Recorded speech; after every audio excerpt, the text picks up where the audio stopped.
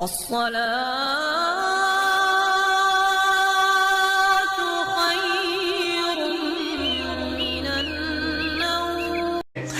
باتیں بہت اہم ہیں، اس لیے اس کا خیال رکھیں۔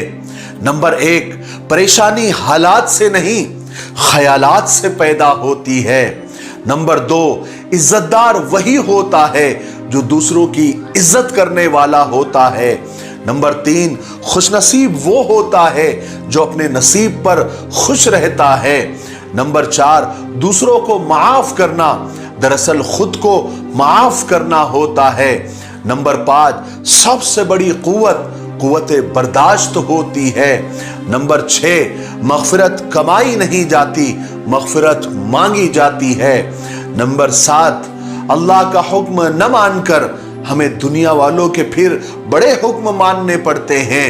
نمبر 8، غم کو چھپانا اپنے ساتھ احسان کرنا ہوتا ہے۔ نمبر 4، اللہ کا کرم ہے کہ اس نے ہمیں بھولنے کی صفت دے دی ہے، ورنہ ایک غم ہمیشہ کے لیے غم بن جاتا۔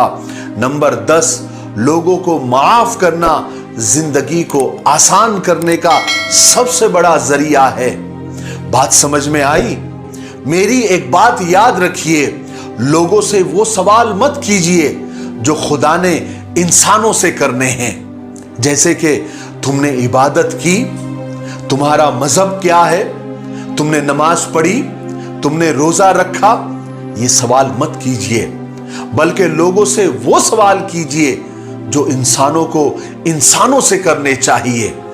جیسے تم کو کسی چیز کی ضرورت ہے، کیا تم بھوکے ہو، کیا تم کو کھانا چاہیے، کیا تمہیں کسی چیز کی ضرورت ہے، یہ سوال کیجئے، اور یہی سوال خدا کے یہاں بھی تم سے کیے جائیں گے۔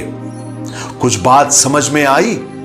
کول کا پھول کہنے کو تو کیچڑ میں کھلتا ہے، مگر خدا نے اسے پاک رکھا ہے، اس لیے وہ کیچڑ میں رہنے کے باوجود بھی پاک ہے۔ دنیا آپ کے بارے میں کیا سوچتی ہے یہ سوچنا چھوڑ دیجئے، مگر یہ دھیان ضرور رکھے کہ خدا کے یہاں آپ کیا ہیں، کیچڑ ہے یا کیچڑ میں کھلا ہوا کول ہے۔ کچھ بات سمجھ میں آئی؟ کیا آپ کو پتا ہے الفاظ کی یعنی شبدوں کی اپنی ہی ایک دنیا ہوتی ہے۔ ہر لفظ، ہر شبد اپنی ذمہ داری نبھاتا ہے۔ کچھ لفظ، کچھ شبد حکومت کرتے ہیں، کچھ غلامی کرتے ہیں، کچھ لفظ، کچھ شبد حفاظت کرتے ہیں تو کچھ وار کرتے ہیں۔ ہر لفظ، ہر شبد کا اپنا ایک مکمل وجود ہوتا ہے۔ جب سے میں نے لفظوں کو پڑھنے کے ساتھ ساتھ اس کو سمجھنا شروع کیا ہے، تب میرے سمجھ میں آیا کہ لفظ اور شبد صرف معنی نہیں رکھتے، یہ تو دانت بھی رکھتے ہیں جو کاٹ لیتے ہیں، یہ ہاتھ بھی رکھتے ہیں جو گریبان کو پھاڑ دیتے ہیں، یہ پاؤں بھی رکھتے ہیں جو ٹھوکر لگا دیتے ہیں۔ ان لفظوں کے ہاتھوں میں اگر لہجے کا ہتھیار تھما دیا جائے تو یہ سامنے والے کے وجود کو چھلنی کرنے کی طاقت بھی رکھتے ہیں۔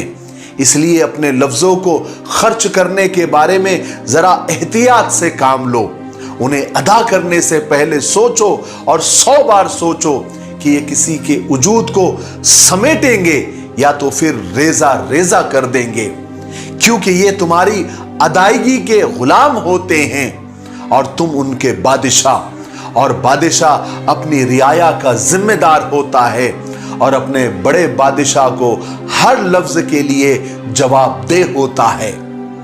کچھ بات سمجھ میں آئی؟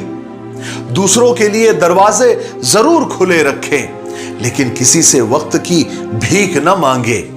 میری ایک بات یاد رکھے، ان لوگوں کے لیے روزانہ میلوں چلنا، جب وقت پڑے تو وہ آپ کے ساتھ 2 قدم بھی چل نہیں سکتے، تو یہ سراسر بے وقوفی ہے۔ بات سمجھ میں آئی؟ انسان کا سب سے بڑا مسئلہ یہ ہے کہ وہ خود کو تبدیل نہیں کرتا، خود کو چینج نہیں کرتا، بلکہ وہ چاہتا ہے کہ لوگ اس کے لیے تبدیل ہو جائے، لوگ اس کے لیے چینج ہو جائے۔ یاد رکھیں، تبدیلی اور چینج انسان کے اندر ہوتی ہے، कोशिश करे कि खुद को तब्दील करे। आपके अंदर की तब्दीली आपके कामयाबी का पहला कदम होती है। कुछ बात समझ में आई? शिकवे अगर वक्त पर ना किए जाए तो अंदर पड़े पड़े सूख जाते हैं, बिल्कुल सूखे पत्तों की तरह। और ये सूखे हुए अल्फाज अंदर ही अंदर चुभते रहते हैं, कभी रूह से कभी जिस्म से टकरा कर बचते हैं, शोर मचाते हैं, लेकिन बाहर निकल नहीं सकते और वही टकरा कर दम तोड़ देते हैं।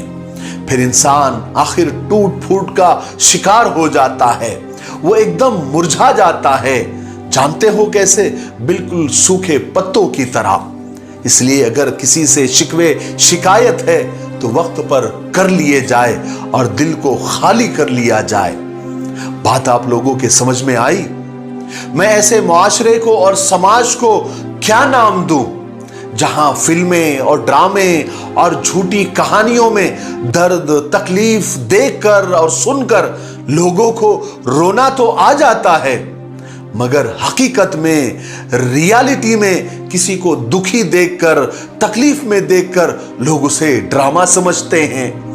हैरत है, लोग सिर्फ कब्रों में नहीं हालातों और मुसीबतों में भी दफनाए हुए होते हैं।